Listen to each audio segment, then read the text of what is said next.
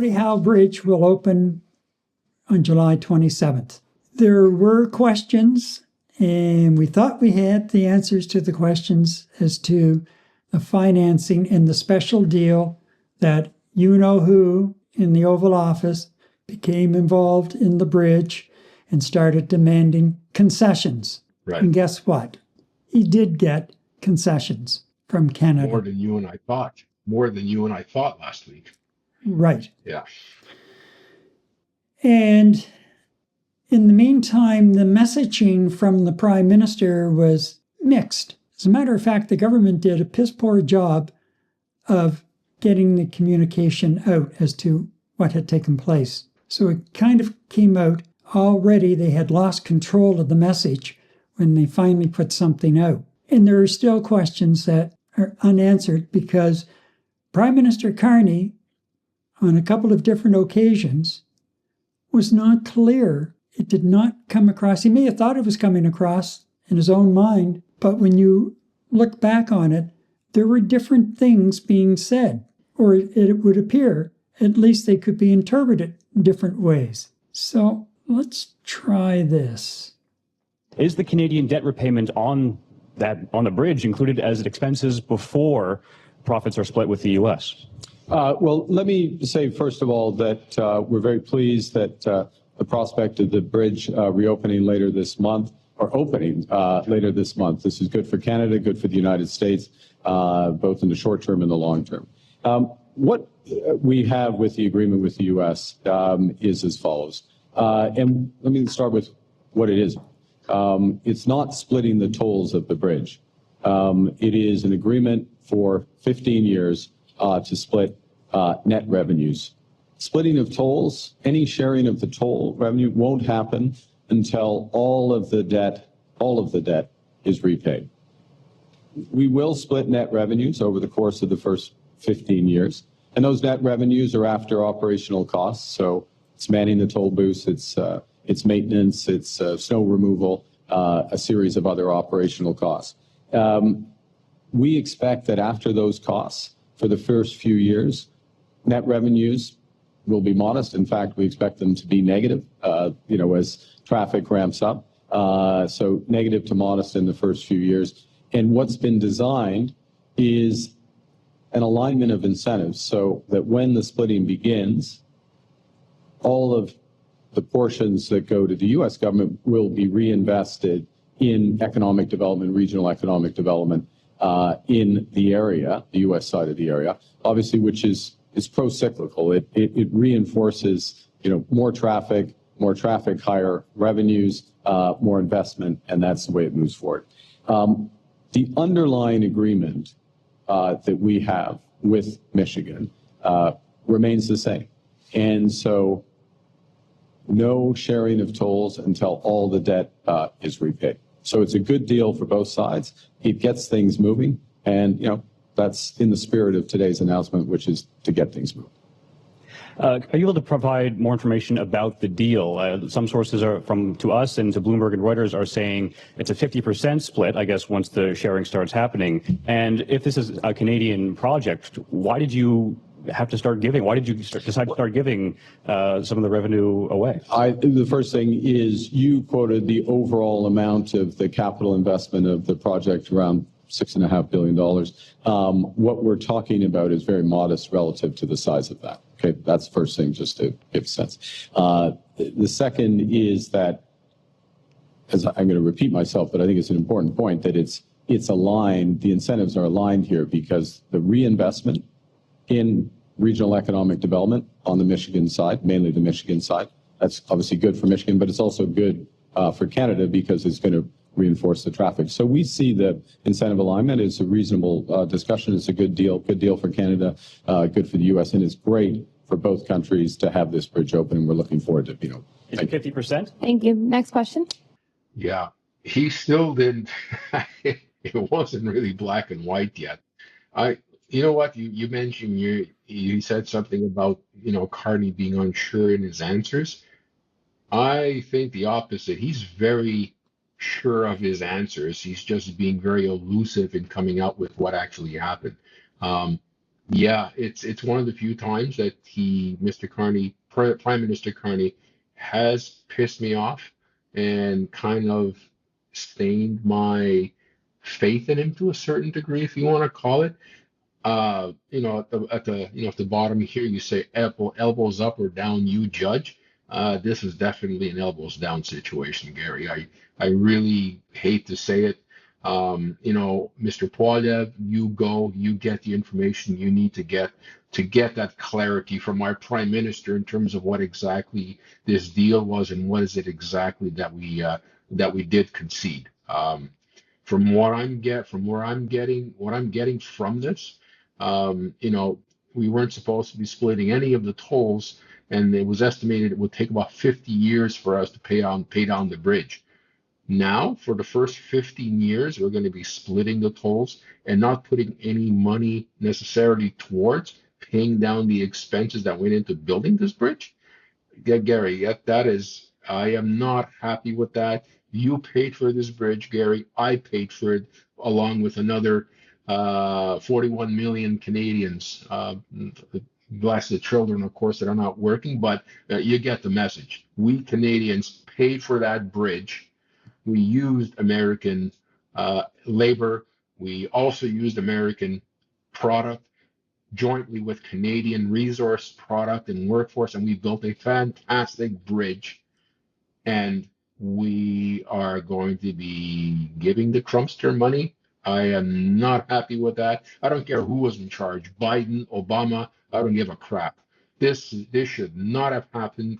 The agreement should have been just like Kuzma. This agreement we put into place in 2012, I think it was, Gary.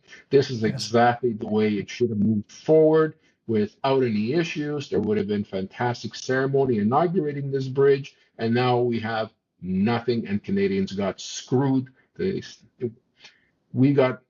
screwed the pooch on this one. Mr. Carney, you screwed the pooch on this one. This is coming from me. I'm really unhappy with what you did here. Really unhappy. Well, that response, or those two responses to that reporter's questions, and he tried to get the third one in to get the clarification, and the communications person, you get two questions, that's it, move on. Anyway, that is one of the most classic cases of a word salad, or to put it bluntly, verbal diarrhea that I've witnessed in quite some time. Mm-hmm. Where that was something like 2 minutes and some odd seconds of my life I'll never get back. And I'm no wiser as to what took place. So let's have a look here. This was posted on the bridge website, the Gordie Howe International Bridge website, late Tuesday night.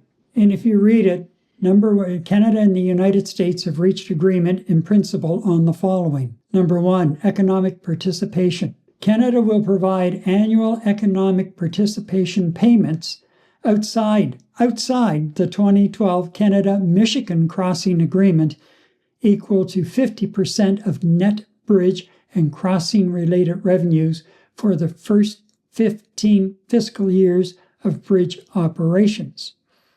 Now, before we get into that a little more, I just want to point out that the original agreement that was made was between Canada and Michigan. The federal government of the United States had nothing to do with this. Nothing. I forgot about that. And Canada paid for the buildings for the U.S.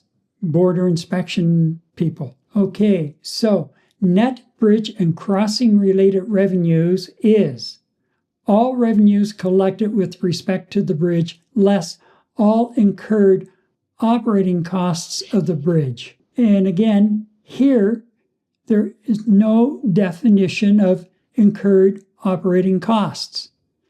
Is it, as Carney said in his response, maintenance, snow removal, things like that, where the different things that you expect for the day-to-day operation of a bridge. He did not mention about that including debt servicing, paying down the debt. Here, It does not mention anything about debt servicing. And you can bet your bottom dollar that if that had been part of the deal, that it would have been in the words here, included in the words here, because the U.S. would have insisted on that. So, net bridge and crossing related revenues is all revenues collected with respect to the bridge, less all incurred operating costs of the bridge. And normally, when you talk operating costs, you may have debt servicing to throw in on top of your expenses, but it is broken out separately from the operating costs. Such payments shall be made to a United States-Canada Economic Development Fund. I don't know why we're involved, because it's going to be established and solely controlled by the government of the United States. Number 2, eligible fund commitments. Canada and the United States will reasonably agree on the objects of the United States-Canada Economic Development Fund, which will be for the benefit of the United States and trade between Canada and the United States. And why would we trust statement 2? Exactly. Literally, why would we trust statement 2? I Considering rest my everything case, else Your that Honor. has been thrown in the garbage. Yeah. Taking into consideration everything else that's been thrown in the garbage in terms of the paper not being worth worth the signature that it got written on. Like, why would you trust point 2? I wouldn't. I mean, that money is gone. We're not going to see that money, period. And has the Trump supporter family who owns the Ambassador Bridge, the old, outdated, slightly crumbling Ambassador Bridge, what did they contribute to some kind of regional economic fund? They didn't have one to contribute to. Oh, wait, I get it.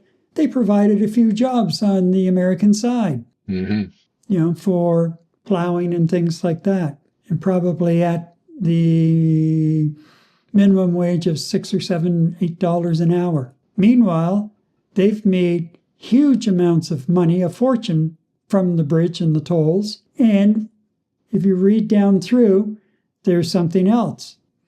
Anything outside of a 10% increase in tolls that we decide upon must be approved by the U.S. government. Why? Well, because, or even a reduction, because don't want to interfere. What Bozo doesn't realize, apparently, is that over the last couple of years, a lot of trucking firms have been avoiding the Ambassador Bridge. They've been driving a long way around, and I can't remember where the bridge is in between Ontario and it just escapes me. Anyway, but they've been driving around because it was fast. They could get across the bridge and cleared through customs on both sides faster than what they could the Ambassador Bridge, which empties into downtown streets in Windsor on the Canadian side and Detroit on the U.S. side. The new bridge hooks up with the 401 on the Canadian side and an interstate on the U.S. side. No more wheeling big 18-wheelers through hordes of traffic in downtown streets. And no more having to drive the long way around, because they were still saving some money, because they got across, cleared customs on both sides faster at this other bridge. So they're going to be, the trucking companies are going to be really happy with the Gordie Howe Bridge. But this whole thing, come out and never mind the verbal diarrhea, Prime Minister Carney. Just say, yes, this is what I did. Yeah, absolutely. Yeah, and that's just the way it is. Why? Fine, or tell us why. I'm always hoping that there is a logic, because he's been logical about everything. That there is a logic behind making this kind of decision for the betterment of Canada in the medium to long term. We can't even guess that, because we don't understand why he did this in the first place. At our loss, sorry, Gary. No, don't be sorry. We should be enraged by the way this has been handled. And Carney himself should be enraged by the way the communications aspect of it has been handled, unless that's the way he directed it. And if that's the way he directed it, shame on him. Yeah. And I'll tell you something, I've been willing to give him the benefit of the doubt. And you've heard me say a few times, I've given him the runway. And there have been a couple of other things along the way where I thought, okay, you've moved down that runway, now you're starting to run out of room. And this one was a major push down. So what are we doing? Not a good one. We're not going to have really a major official opening on the 27th. That's been called off. We're going to have kind of a little Canadian celebration. But then you've got the U.S. ambassador, one of our favorite people, Pete Hoekstra, saying that he's going to be there for the opening of the bridge, along with the Canadian ambassador to the U.S., and there's somebody else. I forget who it is now. I think the mayor of Windsor, I believe, is supposed to be there as well. Yeah, because the Canadians are going to have their own little thing, but they felt that to have a big celebration was not appropriate given what happened on Tuesday with Trump and the tariffs. Well, if you feel that way, why in the hell are we not fighting back? Whoopee-dee, we call off a celebration, which we didn't need anyhow. It was just a photo op, and I'm so sick of photo ops, and I'm sure most other people are too. The photo ops, and you've got various plants and everything, the hordes of people standing behind them. Anyway, sorry, Mark, major faux pas from my perspective, and I still don't know. Yeah, you're right, a big thumbs down.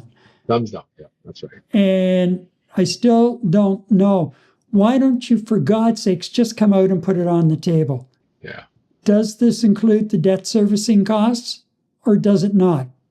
A simple yes or no. The damage is already done. You've got a chink in your political armor now. Welcome to the world of politics. Right. Own up to it. Simple as that. I mean, how many times have we seen a politician not own up to it and we just lose faith and trust in him? Just own up to it. Don't even say you made a mistake, or say that you made a mistake, or this was a necessary evil, something.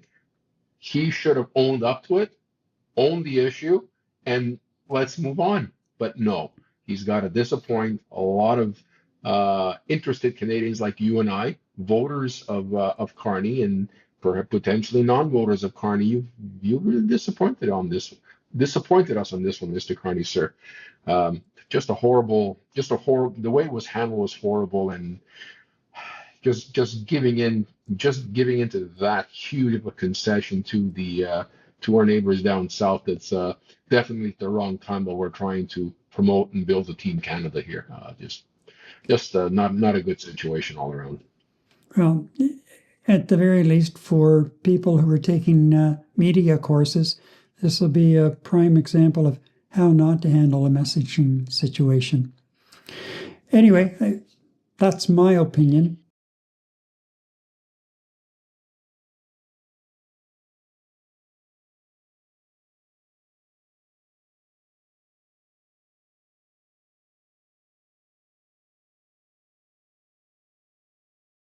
The underlying agreement between Canada and Michigan remains in place. That's the underlying full text, weighty agreement. I'm illustrating the thickness of that agreement. It's in the public domain. Under that agreement, there is no splitting of tolls under that agreement, which is what I was referring to, perhaps imperfectly, but there's no splitting of tolls under that agreement until all of the debt is repaid, debt from Canada. For reference, and it depends on how much traffic, and there's various sensitivities, but for reference, that's about 50 years. It takes about 50 years for that to kick in. In parallel with this, there is an agreement in principle, which was published earlier this week, between Canada and the United States, and under that agreement, there is a sharing of net revenues after operating expenses, various other expenses, not including debt repayment. I should have been clearer, that's referred to in the Michigan agreement with respect to tolls, but that is under the parallel agreement. But the sharing of proceeds with the United States goes into economic development that would support traffic ultimately on the bridge. So there's an alignment of incentives. The combination of that agreement and the sharing under that, it is a very marginal impact on the overall economics. Okay, very marginal, because it takes time for traffic to ramp up, there's various costs, there's various sharing, it gets fed back in. And to put it in order of magnitude, it's less than 5% in present value of the overall cost of developing the bridge. So that's the overall what it is, what it isn't. And yeah, could I have explained it better on a Sunday morning at Stampede? Yeah, with a cowboy hat on? Yes, I could have explained it better. And I explained it better in London, Ontario at GDLS, but I appreciate the opportunity. And Premier Ford would like to say something. Thank you. Oh, in my opinion, he did it, the Prime Minister did an excellent job getting this deal done, getting $300 billion of goods across the border to create more opportunities, more jobs. Michigan is Ontario's #1 trading partner with over $70 billion of two-way trade.